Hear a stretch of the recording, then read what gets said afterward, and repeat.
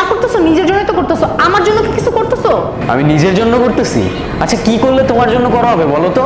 আমার জন্য তোমার কিছু করতে হবে না। তুই যে মেয়েটা যার সাথে অ্যাক্টিং করো, ওর সাথে তোমার কি সম্পর্ক? ও আমার কো আর্টিস্ট, ওর সাথে আমার কি সম্পর্ক হবে? শুধুই কো আর্টিস্ট? তাহলে তুমি ফেসবুক পাসওয়ার্ড দিতে ভয় পাও কেন? পাসওয়ার্ড দাও, আমি দেখি তোমার কো আর্টিস্টের সাথে তোমার কি কনভারসেশন হয়। আমি ভয় পাই না ঐশী। উপর থেকে নিচ পর্যন্ত যে মানুষটারে দেখতেছ একটা রিয়েল মানুষ তোমার সামনে দাঁড়ায় আছে, কিন্তু তোমার ট্রাস্ট রাখার জন্য ফেসবুক পাসওয়ার্ড দেওয়ার আমি কোনো মানে দেখি না। আমার ভালোবাসা এতটা চিপ না। তুমি তো কিছুই করতে পারো না আমার জন্য। রিলেশনশিপ রাখার কি কোনো দরকার আছে? কোনো দরকার নেই। তুমি যা বলতেছো বুঝে বলতেছো?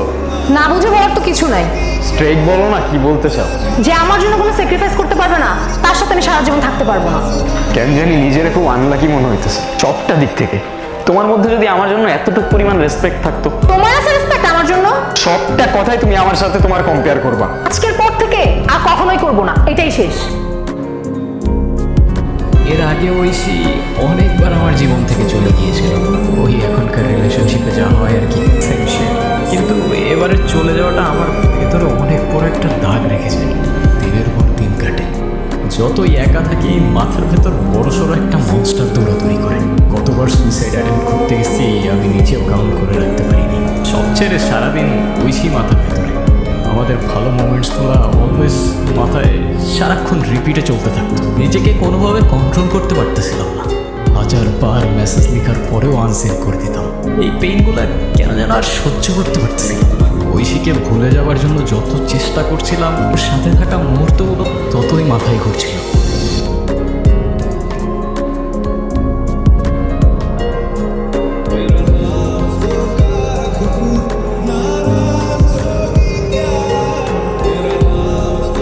এরাতে আর নিজেকে কন্ট্রোল করতে পারলাম না। ইগো বাদ দিয়ে কল করে ফেললাম। হ্যালো। ঐশী, হ্যাঁ বলো। ঐশী, সব কিছু আগের মতো করে ফেলা যায় না। আমি কথা দিতেছি তুমি যা বলবো সেটাই হবে। কাল দেখা করো। কি কিছু বলতেছো না কেন? সত্যি করে বলো তো, আমার ছাড়া থাকতে পারতা? খুব তো গেছিলা না একলা একলা থাকতে? যাও যাও আরো থাকো। তুমি পিঞ্চ মারতেছো কেন? পিঞ্চ কই মারতাম, যা সত্যি তাই। কে কল দিছে? আম্মু। আম্মু কল দিচ্ছে বাসা থেকে। তো পিক করো। আরে তেমন কিছু না, এমনি এমনি কল দিচ্ছে। আচ্ছা শুনো, তুমি না আজকে যাও, হ্যাঁ? আমার ফ্রেন্ডরা চলে আসবে, ওরা তোমাকে দেখলে ঝামেলা আছে। তুমি আজকে যাও, কালকে দেখা হবে। তুমি সাবধানে বাসায় যাও, আর বাসায় গিয়ে আমার জানাই কল দিবা, কল দিবা। আজকে এতদিন পর মনের ভেতর একটা পিস কাজ করতেছে। এতদিন তো নিঃশ্বাস নিতেই কষ্ট হচ্ছিল। ওরে ছাড়া বেঁচে থাকাটা আসলেই অনেক কষ্টের। এই যা, ওরে তো চকলেটগুলোই দেওয়া হলো না। কি যে করি না আমি।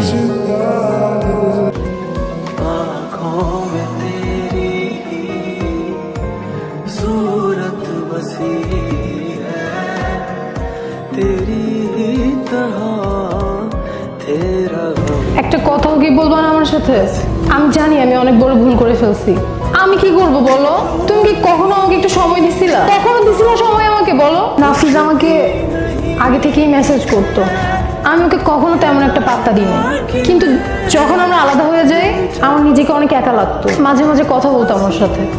কথা বলতে বলতে কখন যে এত দূর চলে আসছি আমি নিজেও জানি না। নির্জন, কিছু তো বলো নির্জন, আমি ভেতরে ভেতরে মারা যাচ্ছি। কি বলবো আমি, ট্রাস্ট উঠে গেছে রে আমার দুনিয়া থেকে। যখন আমি কয়েকদিন আগে তোমার জন্য মারা যাচ্ছিলাম একা একা, তখন তুমি নাফিজের সাথে, কারে বিশ্বাস করবো আমি? এটা তো আমি আমার ভাই ভাবতাম।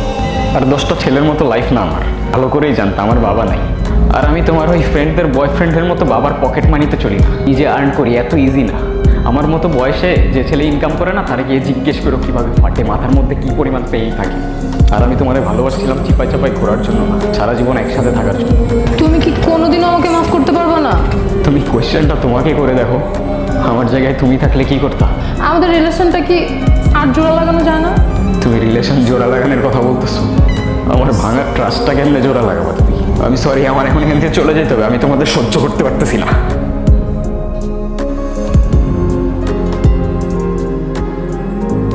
এই দুনিয়াটা অনেক কমপ্লিকেটেড হয়ে গেছে। আমাদের শহরটার যত ডেভেলপমেন্ট হচ্ছে না, মনুষ্যত্ব ততটাই তলিয়ে যাচ্ছে। আমাদের ভালোবাসা, ইমোশন সব কিছু অনেক চিপ হয়ে গেছে। কিছুদিন সোশ্যাল মিডিয়াতে স্টক করেই যে যাকে ইচ্ছা ভালোবাসি বলে দিচ্ছি। একদিনে ভালোবাসা, 2 দিনের ঝামেলা, 3 দিনে ব্রেকআপ নিয়ে লোনলি কিছু পোস্টার স্টোরিজ, আর 4 দিনের নতুন কেউ। চারদিকে শুধু ফেক মানুষজন নিজেদের রিয়েলনেস দেখাইতে ব্যস্ত। যতদিন তোমরা তোমাদের এই শহরের সস্তা ভালোবাসায় মেতে থাকবা, আমি আর ফিরবো না এখানে। হ্যাঁ, একাই থাকবো, শুধু সাথে থাকবে আমার